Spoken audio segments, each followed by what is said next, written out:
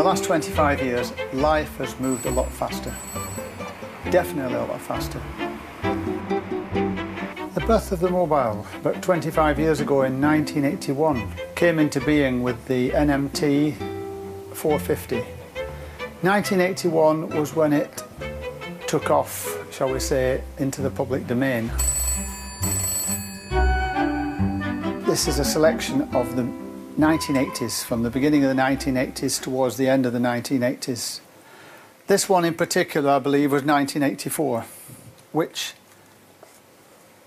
could be carried in the car with it being fitted in the car and could be taken out with you, the whole lock, stock and barrel, with the handset, with the aerial, probably commonly known as a brick and a half, because it weighed about the same as a brick and a half.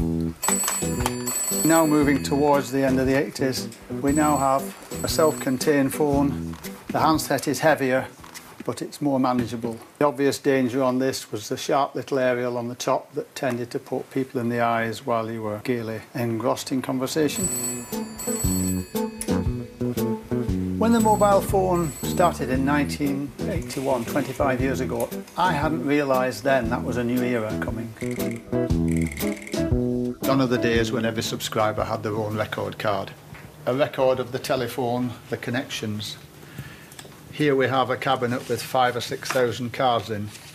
One card for every customer, but in 1985 all this was put on a computer, on a database, and these things now have become historical items.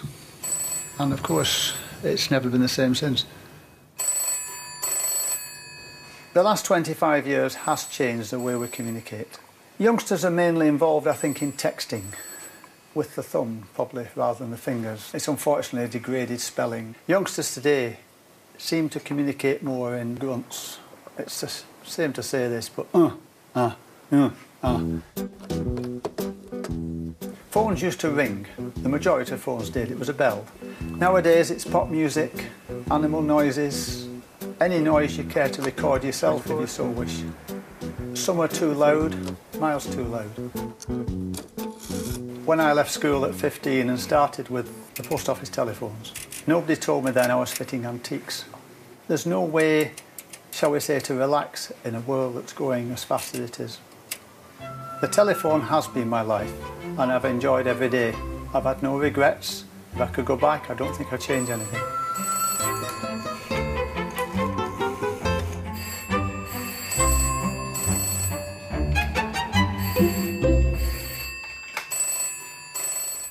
Another birthday tomorrow at 7 to 8.